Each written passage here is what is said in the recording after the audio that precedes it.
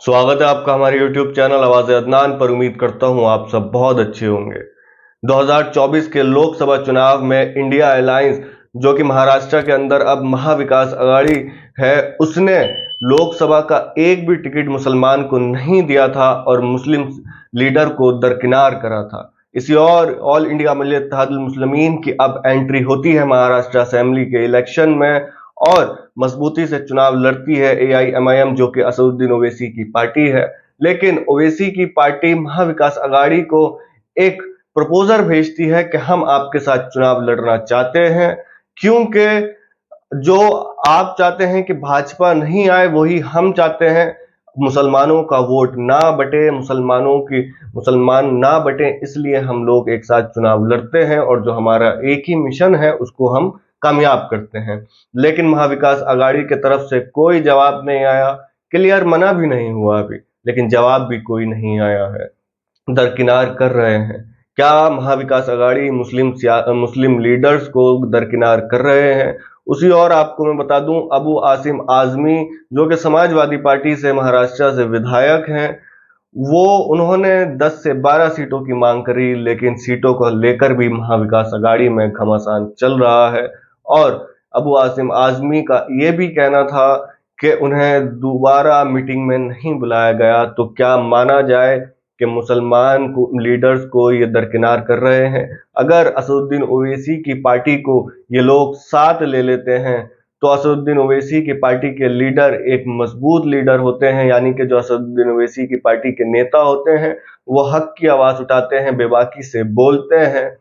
तो क्या महाविकास अघाड़ी नहीं चाहती कि मुसलमानों का लीडर कोई बने? आप लोग मुझे कमेंट करके बताएं।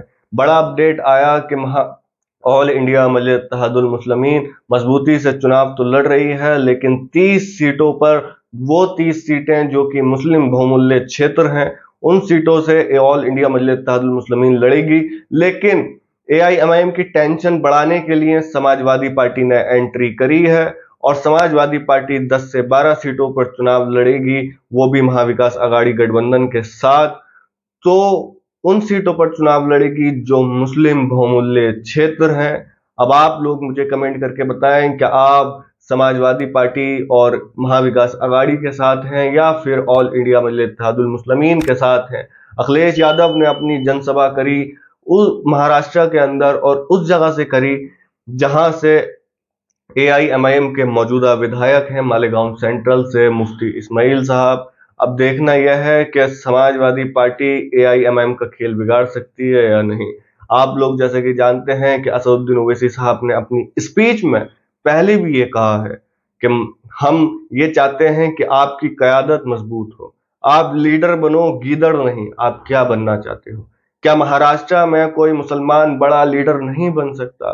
क्या आप अपने हक की लड़ाई नहीं लड़ सकते? क्या आप अपने हक के लिए आवाज नहीं उठा सकते?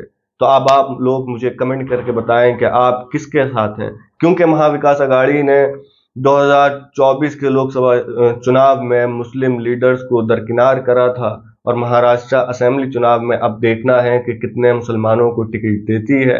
हरियाणा की हार के बाद कांग्रेस ने फैसला लिया है कि मुसलमानों को ज्यादा टिकट देना है, लेकिन ये तो कहते हुए आए हैं। अब देखना यह है कि ये करते क्या है। और उसी और असदुद्दीन ओवैसी और उनकी पार्टी की यही मेहनत है कि मुसलमानों की एक पक्की लीडरशिप खड़ी हो, जो कि उनकी आवाज बने, जो कि उनकी क़यादत मजबूती से करे। अब आप लोग मुझे कमेंट करके बताएं कि आप किसके साथ हैं। अगर आपने चैनल सब्सक्राइब नहीं करा हो तो चैनल को जरूर सब्सक्राइब करें, वीडियो को जरूर लाइक करें।